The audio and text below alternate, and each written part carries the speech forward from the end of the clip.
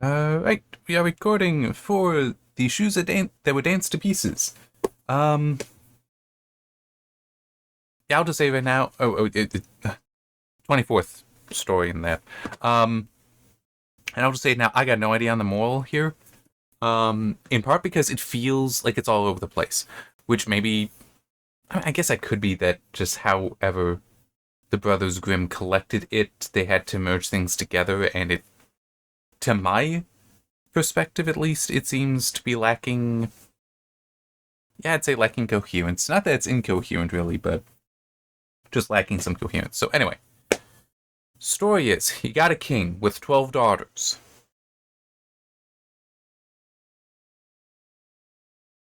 I'll be honest, I mean, to me, the idea of 12 kids, that doesn't seem the most unfavorable if you can keep them.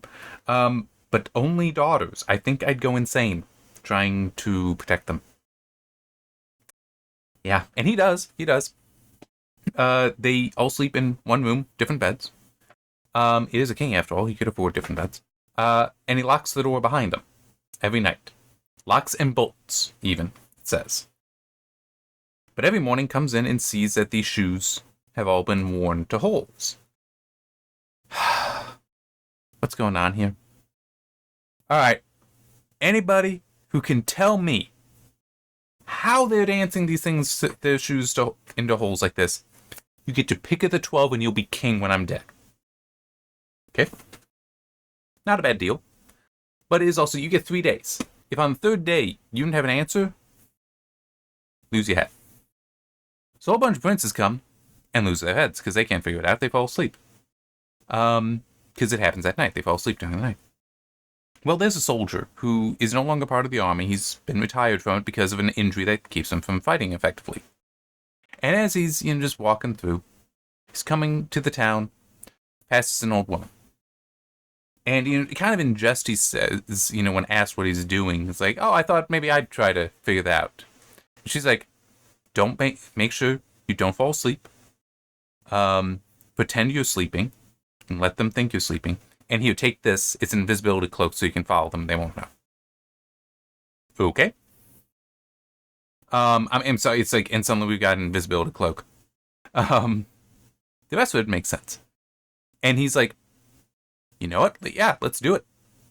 So he presents himself as a suitor, is given fine raiment, so he would appear as a prince, even if he isn't, even though he is not. And and I should explain. So the outer door to the princess's chamber would be locked and bolted. But there is an antechamber, so an adjoining room, and that door is kept open. So that way, the prince or whoever it is that's trying to watch can view in. Now, he goes into his room, the adjoining room, and the eldest gives him a glass of wine. Now, knowing what the old woman told him, he has a sponge strapped to the bottom of his chin so that when he drinks it, he's actually not drinking it, it's pouring into the sponge. Not entirely sure how effective that would be, but in any case. He then pretends to be sleeping, fake snoring, and they buy it. Well, mostly. The youngest, actually.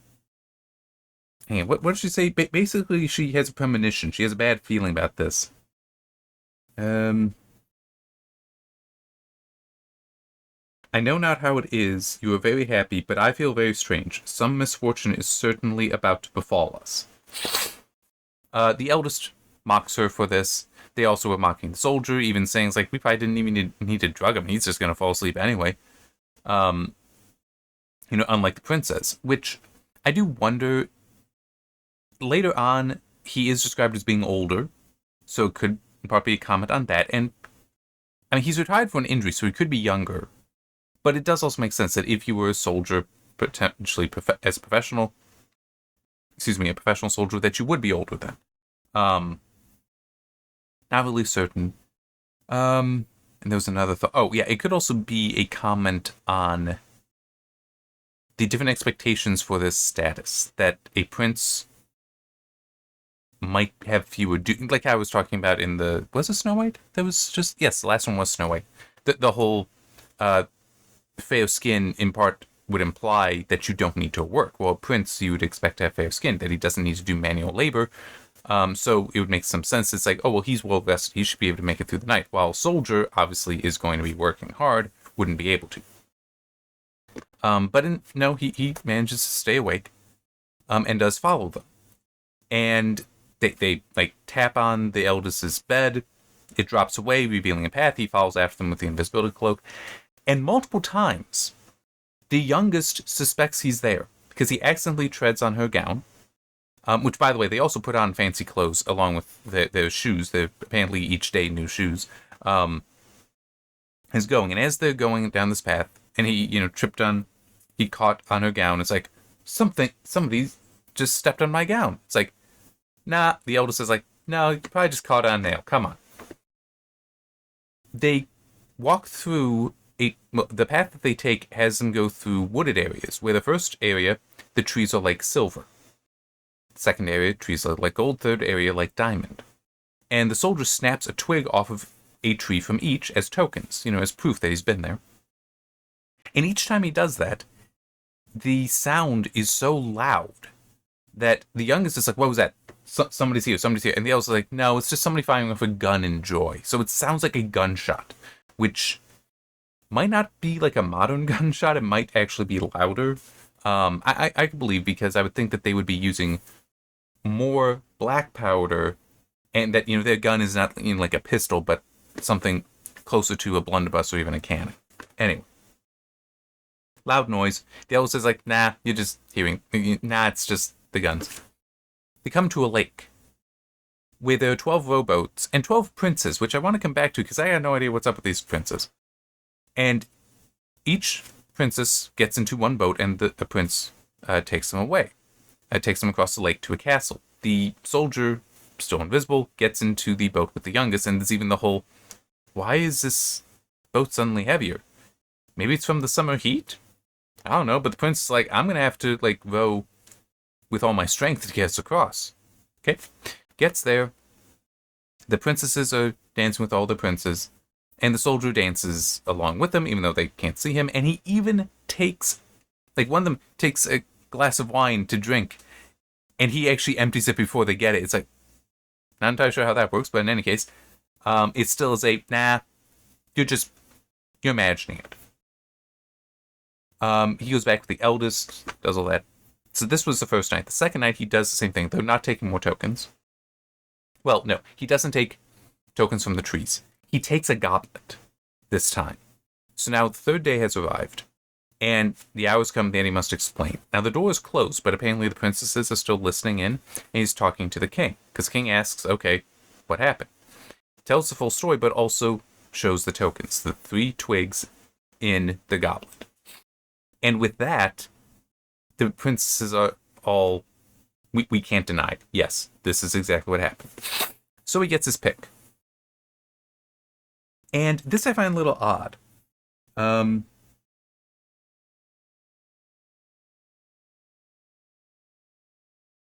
Okay. Thereupon the king asked which of them he would have to wife. He answered, I am no longer young, so give me the eldest. Then the wedding was celebrated on the self-same day, and the kingdom was promised him after the king's death. There's one more sentence, I'll get to that. But it's like, I find this a little odd, that he selects the eldest. And this is part of the reason why I'm uncertain what the moral is, because it just seems like, why would he necessarily decide this? And also the final line, which concerns the 12 princes. It's like, I'm not sure what's going on here. It's possible this is just filled with symbols I'm not recognizing. But it seems odd to me he picks the eldest, because the eldest was the one who was constantly like, now you're imagining it. So she's not seen as a positive character. The youngest is actually the most astute. But it's also, the eldest even was mocking him. It's not the youngest. Let me find it.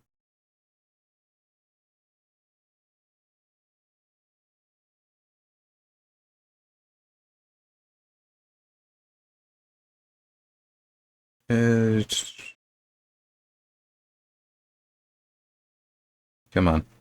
Oh, yeah.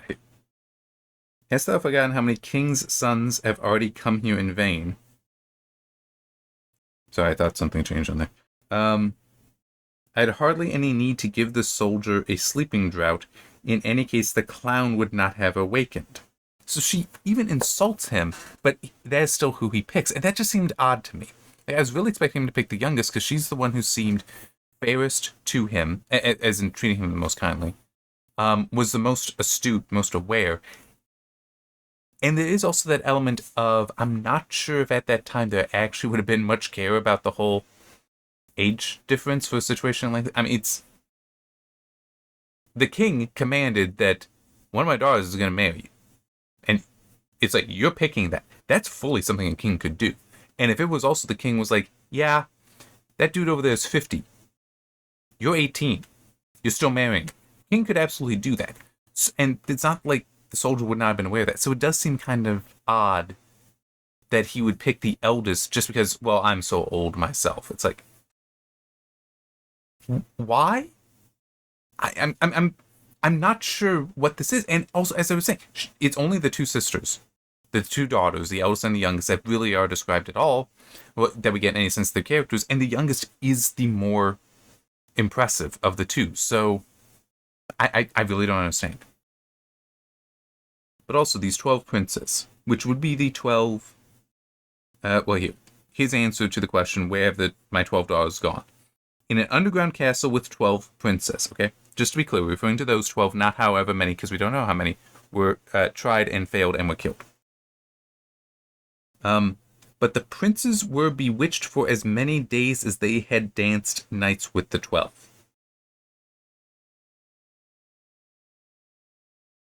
What? What is this question? What is this answer for?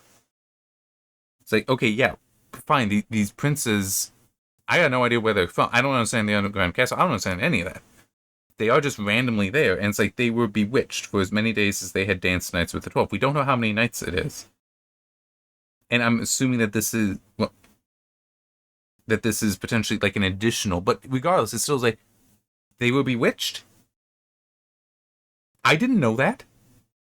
What is the implication here? I don't understand it at all. It seems completely unimportant to the story.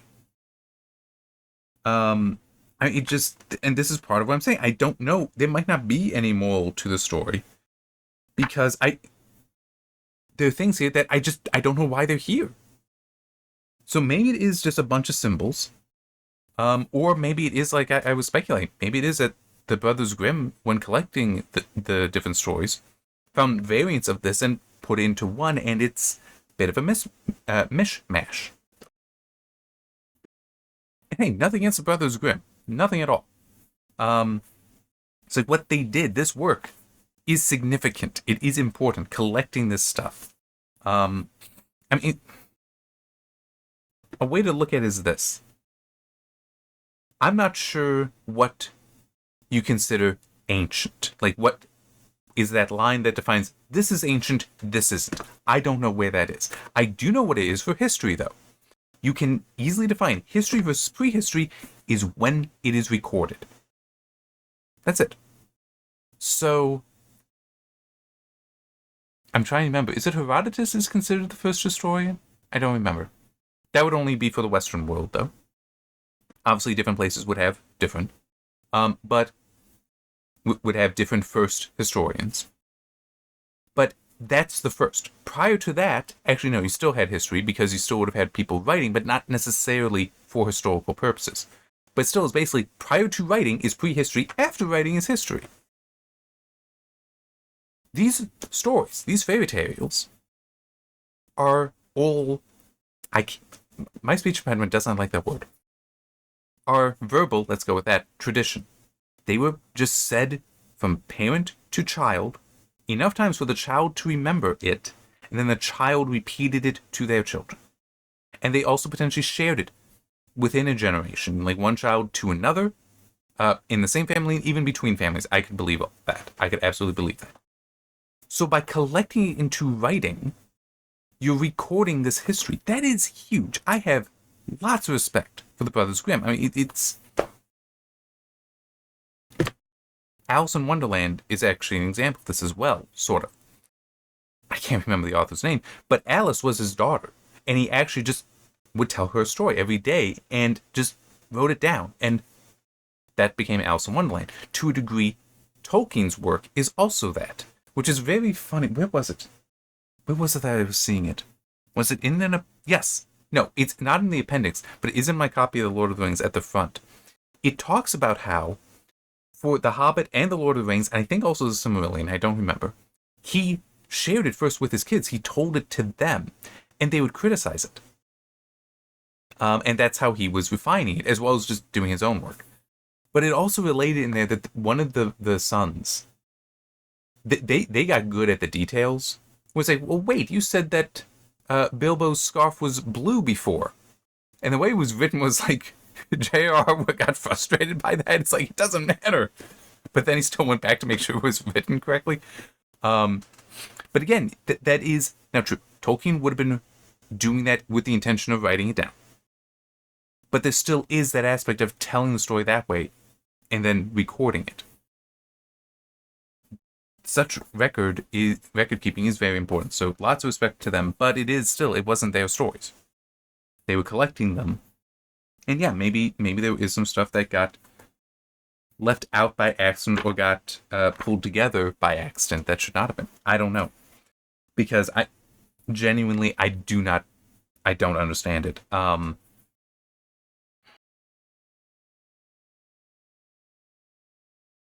Because I'm also just thinking the fact that it's 12 daughters might be of significance. I don't think that the soldier is significant. In that him being a soldier. Because it's more like, this is a man who is a man. Like, he's not a boy. He's a commoner. He's not a prince. And why is it that he is not working? Because he's a soldier, but he's injured, so he has to walk away from that. Sort of if you are familiar with Gunsmoke, and I should really stop talking because this video is already getting long. If you're familiar with Gunsmoke, you had Marshal Matt Dillon and Chester in the radio versions. But then when it came to television, you again had Matt and Chester in the beginning. Chester eventually left. And it's actually funny, for a while you had both going. But in any case, in the television show, I'm just blanking on his name, the actor who played Chester, actually did something to explain Chester's presence there, because it doesn't make sense. He's not a deputy to the marshal. He's not a deputy marshal, but he's constantly there helping him out. He's sweeping out the marshal's office and prison, fixing him coffee, all that. He's the one who's always a constant helper there. Well, there would be the question of, okay, you're able-bodied, why are you doing that instead of working somewhere, like working at the storehouse, working in the bank, working at one of the restaurants, working at the hotel, working a farm? Why aren't you doing any of that? Well, he went around pretending he had a limp. I don't remember if it was actually said or not that he stuck like a stick up his pants leg so that he couldn't bend his leg easily. But you watch, he's constantly doing. Why did he do that? To give the reason that he's not doing other work, he's just sticking with the marshal all the time. Because that, he can still be helpful. He can still do things for the marshal. I could see that, in a way, that's why it's a soldier here. An injured soldier. Because that gives an explanation for him not out in a field working. He can do this. I got nothing more. This video might be a little all over the place, but the story also feels a little all over the place. I mean, and this is something that has occurred to me. It would be interesting to try like rewriting some of these, but expanding on it, because I do see spots where it's like you're missing details. What are those details? With this one, yeah, there would be so much I'd have to build out, because like I don't understand what's going on here, and I have no idea if I were to try to give it a moral, what that would be. Yeah. Perhaps just something along the lines of patience for the soldier.